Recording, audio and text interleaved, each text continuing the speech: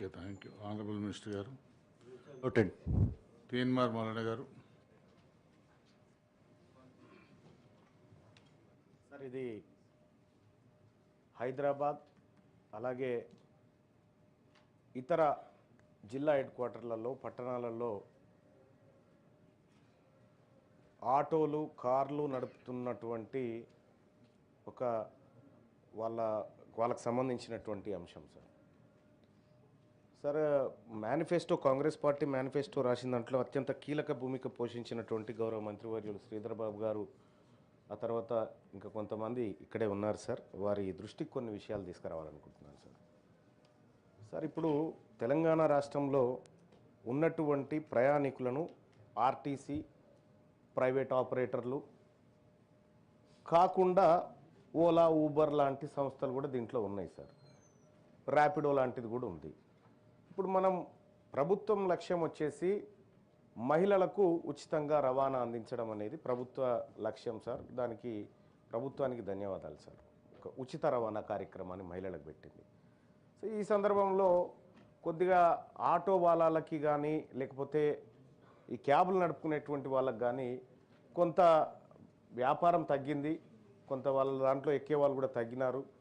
So కొంత ఉపాధి కోల్పోతూ ఉన్నటువంటి ఆలోచన వాళ్ళు ఉంది సార్. అయితే దీనికి పరిష్కారంగా మనం గతంలో మేనిఫెస్టోలో అనుకున్నట్టుగా ఈ ఓలా యాప్, ఊబర్ యాప్ ఈ రాష్ట్ర ప్రభుత్వం ఒకటి ఎందుకు తయారు చేయలేదు? ఈ రాష్ట్ర ప్రభుత్వమే ఇప్పుడు ఆ ఓలా యాప్ కానీ ర్యాపిడో కానీ ఇంకోటి ఎక్కితే 100 రూపాయలు అయిందనుకో, 30 రూపాయలు వాడే తీసుకుంటా ఉన్నాడు.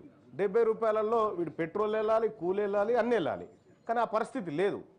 కాబట్టి రాష్ట్ర ప్రభుత్వం ఒక యాప్ను క్రియేట్ చేసి దాని నిర్వహణ ఖర్చు కోసం ఒక 5%, 6% నిర్వహణ ఖర్చుకు తీసేస్తే మిగతా డబ్బులు కనుక ఆ కష్టపడేటువంటి కార్మికులకు, ఆటో డ్రైవర్లకు వీళ్ళకి ఇవ్వడం ద్వారా ఏం జరుగుతుందంటే ఎక్కువ లాభం జరుగుతుంది. ఎందుకు ఇక్కడ ఆర్టీసీ వల్ల జరిగినటువంటి దెబ్బను ఈ రకంగా పూడ్చుకునేటువంటి అవకాశం ఒకటి ఉంటుంది సార్.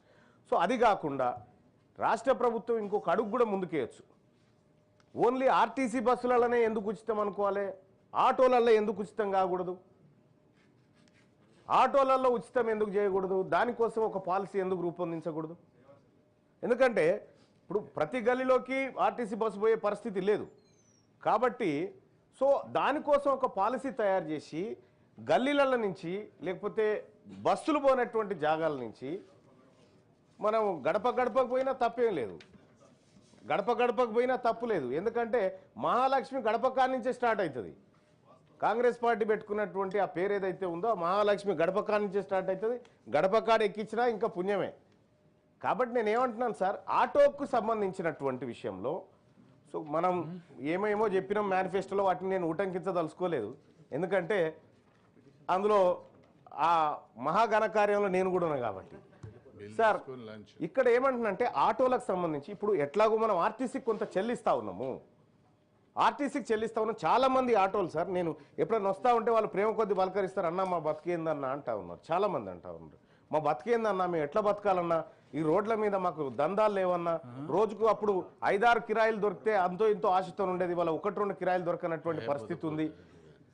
అప్పుడు కనీసం ఒక 10 గంటలు పని చేస్తే ఈఎంఐ కట్టుకోనో, ఇంట్లో కొద్దిగా సరుకులు తెచ్చుకోనో, ఇంటి రెంటో, వైద్యమో, పిల్లలో చూసుకునేది. కానీ ఇవాళ మొత్తం రోడ్ల మీద ఉన్నా కూడా వాళ్ళు బతకలేనటువంటి పరిస్థితి వచ్చింది. కాబట్టి ఎట్లాగో ఇన్ఫర్మేషన్ టెక్నాలజీ మినిస్టర్ గారు ఇక్కడే ఉన్నారు కాబట్టి ఒక యాప్ను తయారు చేయడం వల్ల వచ్చే సాధక బాధకాలు పరిశీలించండి సార్.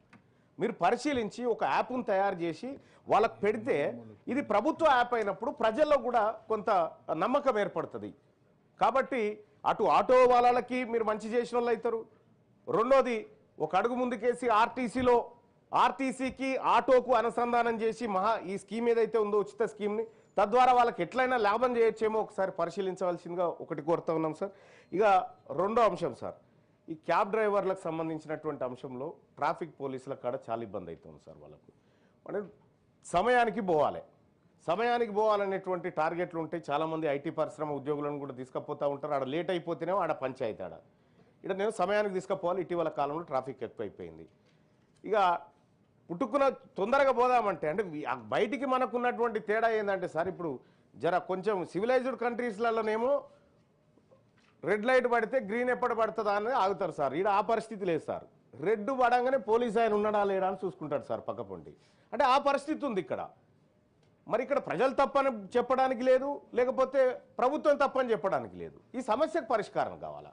అనేకమైనటువంటి ట్రాఫిక్ చలాన్లు కూడా ఈ ఆటోల పైన, కార్ల పైన ఎవరి మీద పడితే వాళ్ళ మీద, అందరి మీద చేయాల్సిందే సార్. రూల్స్ తప్పితే ఎవరైనా దానికి ఎవరేం ఎగ్జామ్షన్ ఏం లేదు. కానీ ఈ వాహనాల ద్వారానే కడుపు నింపుకొని బ్రతుకుతున్నటువంటి ఆటోలు కానీ, క్యాబ్ డ్రైవర్లు కానీ, ర్యాపిడో డ్రైవర్లు కానీ, వీళ్లకు ఒక్కసారి సిగ్నల్ జంప్ అయితే 1000 రూపాయలు పడితే వాళ్ళు 4 రోజులు పనిచేయాల్సి వస్తుంది సార్ ఆ చలాన్ తీర్పడానికి కోసం. మరి ఇప్పుడు కాంగ్రెస్ పార్టీ మేనిఫెస్టోలో గతంలో కూడా నా సలహా మేరకే మీరు అందరు పెట్టినారు, ఏది చలాన్లను మాఫీ చేద్దామనేటువంటి ఒక ఆలోచన పెట్టినారు సార్. ఒక కట్ ఆఫ్ డేట్ పెట్టి పాత చలాన్లు మాఫీ చేసి రూల్స్ను పకడ్బందీగా ఇంప్లిమెంట్ చేస్తామనేటువంటి ఒక విధానం ఏమైనా తీసుకొస్తే ఈ నుంచి కొంత జాగ్రత్తగా ఉండేటువంటి అవకాశం ఉంటుంది సార్. లేకపోతే ఏం జరుగుతుందంటే సార్, చలాన్లు అట్లనే పెండింగ్ ఉంటాయి. ఇక ఆయన ఏ మనిషి అన్నా రాని రోడ్డు మీద ఆయన బండి ఆపుతాడు, ఇవి కట్టేదాకా నీకు పోయేది లేదని చెప్తా ఉంటాడు. కాబట్టి ఇప్పుడు అందరికి కూడా మంచిది సార్, మీరు జిహెచ్ఎంసీ ప్రజలు, పట్టణ ప్రాంతాల ప్రజల ప్రేమ చూరగొన్న పార్టీగా మీరు మారాలంటే చలాన్లు మాఫీ చేయండి సార్. ఈ వాహనాల మీద ఉన్నటువంటి చలాన్లు మాఫీ చేయండి. మాఫీ చేయడం ద్వారా మీకే మంచి పేరు వస్తుంది సార్, ప్రభుత్వానికి కూడా. ఎందుకంటే హామీ నిలబెట్టుకున్నటువంటి చాలా తక్కువ నిలబెట్టుకుంటాం, అయినా పర్వాలేదు ఏదో ఒకటి నిలబెట్టుకున్న పేరన్నా మనకు ఉంటుంది కదా అని చెప్పి తమకు రిక్వెస్ట్ చేస్తూ ఉన్నా సార్. ఇక అలాగే క్యాబ్ డ్రైవర్ల పైన, ఆటో డ్రైవర్ల పైన పోలీస్ దాడులు జరుగుతూ ఉన్నాయి సార్ అక్కడక్కడ. సో వాళ్ళు పోలీసు వాళ్ళ కంటే ఎక్కువ సమయం పాటు రోడ్ల మీద బతుకుతున్నటువంటి వాళ్ళు సార్. వాళ్ళు ఫ్రస్ట్రేషన్లో ఉంటారు. అందరు కస్టమర్లు ఒకేలాగా ఎక్కరు పై, కార్లోకి కానీ ఆటోలకు కానీ. ఒక ఆయన ఎక్కుతూ ఉంటాడు, చీకటి అయితే ఒక ఆయన ఇంత మద్యం దాగి ఎక్కుతూ ఉంటాడు, అరుస్తూ ఉంటాడు, నేను ఇయ్య అంటాడు, కొడుతూ ఉంటాడు, బెదిరి, ఇట్లా రకరకాలైనటువంటి సమస్యలు ఉన్నాయి. సో వాళ్ళ భద్రత విషయంలో కూడా ప్రభుత్వం కొంత చొరవ తీసుకోవాల్సినటువంటి అవసరం ఉంది. ఇలా లక్షలాది మంది ఆటో డ్రైవర్లు కానీ, క్యాబ్ డ్రైవర్లు కానీ తెలంగాణ రాష్ట్రం, మరీ ముఖ్యంగా ఇప్పుడు మనం జిహెచ్ఎంసీని ఎట్లాగో విస్తరించాలనుకుంటున్నాం, 1,34,00,000 మందికి సంబంధించినటువంటి వ్యవస్థను తయారు చేస్తాం. ఇంతమందికి మన దగ్గర ఉన్న ఆర్టీసీ సరిపోదు సార్, ఖచ్చితంగా వీళ్ళు ఉండాల్సిందే దాంట్లో. కాబట్టి మీరు గిగ్ వర్కర్ల విషయంలో ఏదైతే విధానాన్ని తీసుకోవాలనుకుంటా ఉన్నారో తీసుకొచ్చిరు, కానీ ఈ ఆటో డ్రైవర్ల విషయంలో, క్యాబ్ డ్రైవర్ల విషయంలో, ఈ యాప్ విషయంలో కానీ రాష్ట్ర ప్రభుత్వం చొరవ తీసుకోవాలి సార్. దీంట్లో రాష్ట్ర ప్రభుత్వానికి అయ్యే ఖర్చులు వేస్తారు, ఎట్లాగో పెట్టేది పెడతా ఉన్నారు, మీరు పెట్టే డబ్బు పెడతా ఉన్నారు. కాబట్టి సో సరైనటువంటి విధానంలో పెట్టడం ద్వారా ప్రభుత్వానికి మంచి పేరు వస్తుంది, ప్రజలకు మంచి జరుగుతుంది, మహిళలందరూ కూడా మిమ్మల్ని దీవిస్తారు ఎప్పటికీ. Thank you sir. ఓకే అమ్మా. మినిస్టర్ గారు నోటెడ్. శ్రీ దాసు శ్రవణ్ గారు. హానరబుల్ చైర్మన్ సార్, ధన్యవాదము. ఇప్పుడు నేను స్పెషల్ మెన్షన్ ద్వారా సభ దృష్టికి తీసుకొస్తున్న అంశం అధ్యక్ష, విద్యా వ్యవస్థలో సమగ్రమైనటువంటి వ్యక్తిత్వ వికాసానికి, శారీరక దారుఢ్యానికి సంబంధించినటువంటి ఒక ఇంటర్వెన్షన్స్ ప్రభుత్వం పట్టుకురావాల్సిన అవసరం ఉంది అని చెప్తూ ఈ యొక్క విషయాన్ని మీ ముందుకు తీసుకొస్తా ఉన్నా అధ్యక్ష. దేశ భవిష్యత్ అయినా, తెలంగాణ రాష్ట్ర భవిష్యత్ అయినా మన పిల్లల యొక్క వ్యక్తిత్వ వికాసం పైన కానీ, లేకపోతే వాళ్ళ శారీరక దారుఢ్యం పైన కానీ ఆధారపడి ఉంటుంది. మన మధ్యలోనే ఒక పెద్ద స్పోర్ట్స్ మ్యాన్ ఉన్నారు, ఇంటర్నేషనల్ స్పోర్ట్స్ మ్యాన్ అజరుద్దీన్ గారు. I'm sure he will also able to relate with what I'm talking. వివేకానందుడు అన్నాడు, ఈ దేశాన్ని మార్చాలంటే ఉక్కు కండరాలు కలిగినటువంటి ఒక 10 మంది యువకులు చాలు, నేను మొత్తం సమాజాన్ని మార్చేస్తాను. దురదృష్టం ఏంటంటే I'm not trying to make any